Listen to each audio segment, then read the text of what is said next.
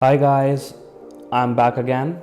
My name is Govind from Knowledge Guru and I'll be helping you today in reconciling your QuickBooks with Bing.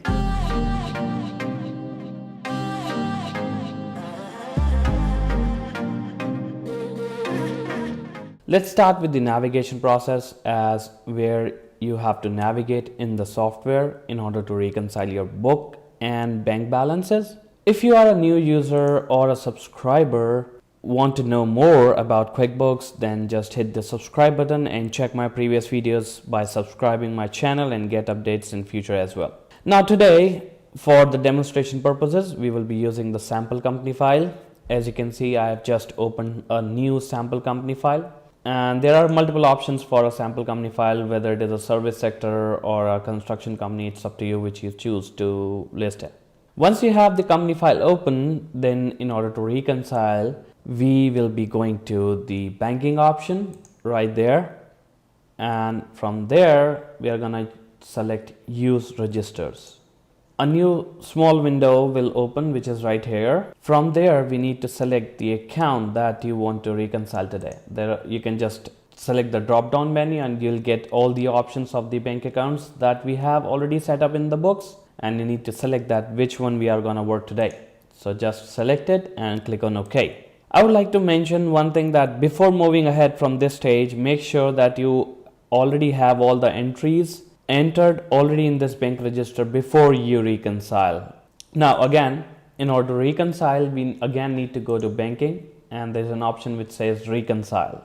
Now this little window, this is a very important window, okay, which has several important parts. As of now, this is a fictitious company, a sample company. That's why you're seeing the dates as 2024. This is just a sample company. I'm repeating again. So you just need to key in, make sure that you have this number right here, just as shown in the screenshot. Just make sure all those red boxes are to be checked before going ahead, where you need to check the dates and enter the ending balances. And before even entering the ending balances, I would recommend you to check the beginning balance first, because that's the key.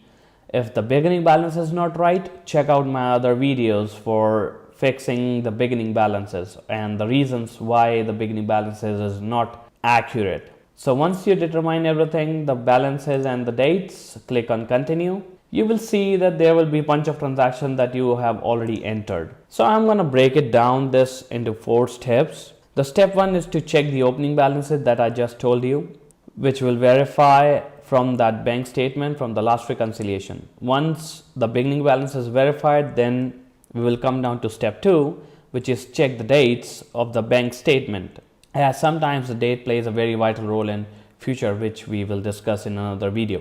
Once that is checked, we'll come down to step 3, entering the closing balances from the bank statement, which we just did. Now this window, this beautiful window, is known as, what I call it, a reconciliation window. And this is a very important window for your information, because this window will consist only those transactions those has not been reconciled yet. Now this screen, I will divide the screen into 4 parts, very important parts. One is checks and payments.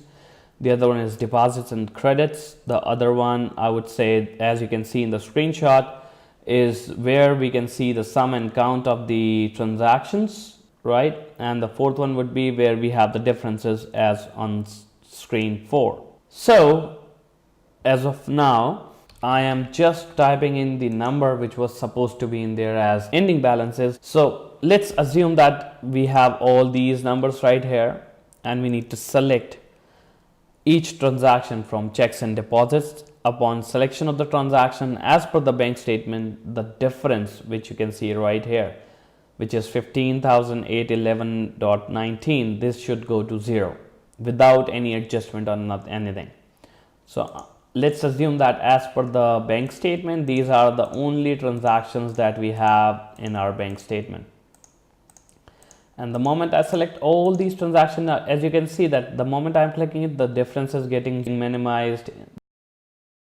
This number is also increasing. So make sure all those aspects are very important right there.